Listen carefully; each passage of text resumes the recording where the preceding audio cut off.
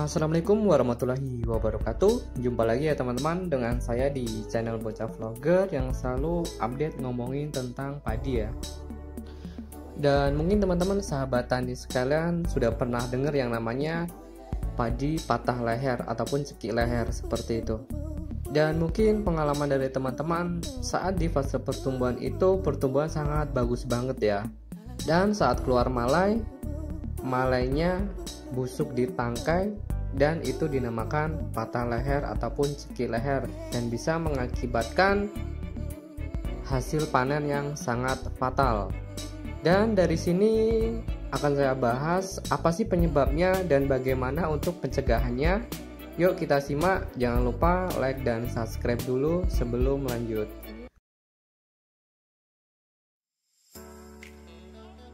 Oke teman-teman, mari kita bahas dari penyebabnya atau munculnya penyakit patah leher. Yaitu yang pertama yaitu karena penggunaan unsur N yang terlalu banyak ataupun berlebihan. Jadi pada saat penggunaan pupuk N ataupun urea dengan dosis terlalu tinggi, di situ pertumbuhan tanaman menjadi sangat pesat dan jadi jaringan daun yang dihasilkan akan cepat melemah sehingga spora jamur sangat mudah tumbuh seperti itu. Dan jadinya teman-teman harus perhatikan saat penggunaan pupuk terus berimbang ya teman-teman. Penggunaan antara unsur N, K, dan fosfat itu harus berimbang seperti itu. Dan lanjut untuk penyebab yang kedua ya teman-teman. Penyebab yang kedua biasanya yaitu karena faktor cuaca yang ekstrim. Contohnya seperti ini ya teman-teman. Misalkan di saat siang hari sangat terik banget ya, sangat panas udara. Dan di saat sore ataupun malam timbulnya hujan turun yang sangat deras. Dan kemudian paginya cuaca sangat ekstrim panas. Nah dari situ muncullah udara yang berlembab dan dari situ muncullah jamur yang dinamakan yaitu jamur Furculirea oryzae ataupun penyebab patah leher.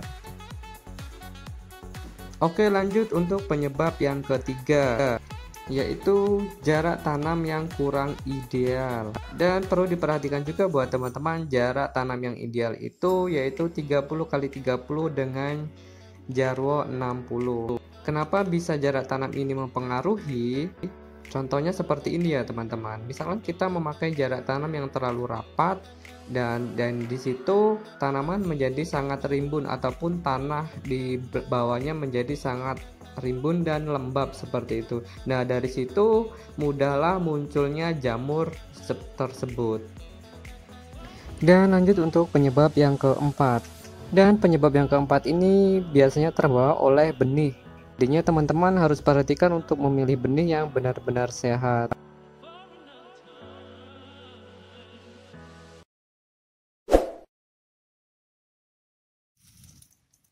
Oke teman-teman, lanjut ya. Setelah tadi bahas penyebabnya patah leher, sekarang kita bahas untuk cara pengendalian patah leher supaya tanaman kita sehat dan terhindar dari penyakit blast ataupun jamur.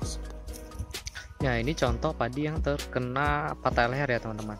Nah ini disebabkan oleh cuaca yang tidak bersahabat. Misalkan besoknya hujan dan sekarang panas seperti itu. Jadi udara sangat lembab dan mudahnya tumbuh jamur di tangkai seperti ini di leher. Cara pengendalian yang pertama yaitu kita selalu antisipasi dengan menggunakan fungisida ya teman-teman. Baik itu menggunakan fungisida yang bersifat protektif, kuratif, dan sistemik seperti itu. Dan untuk pengaplikasian fungisida ini mulai saat padi fase pertumbuhan sampai fase primordia.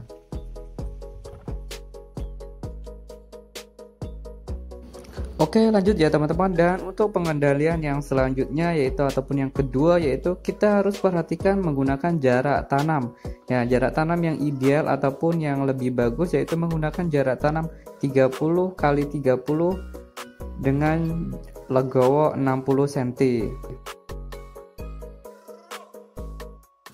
Kenapa legowonya terlalu lebar? Nah, tujuannya untuk supaya sirkulasi udara mudah masuk di sela-sela padi supaya tidak tumbuhnya jamur seperti itu. Dan pengendalian yang ketiga yaitu pemupukan berimbang. Jadi yang dimaksud di sini kita harus berimbang antara kita menggunakan pupuk nitrogen, fosfat, dan kalium.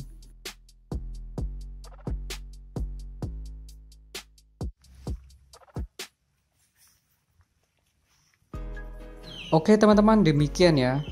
Supaya tanaman padi kita sehat, terhindar dari jamur, patah leher.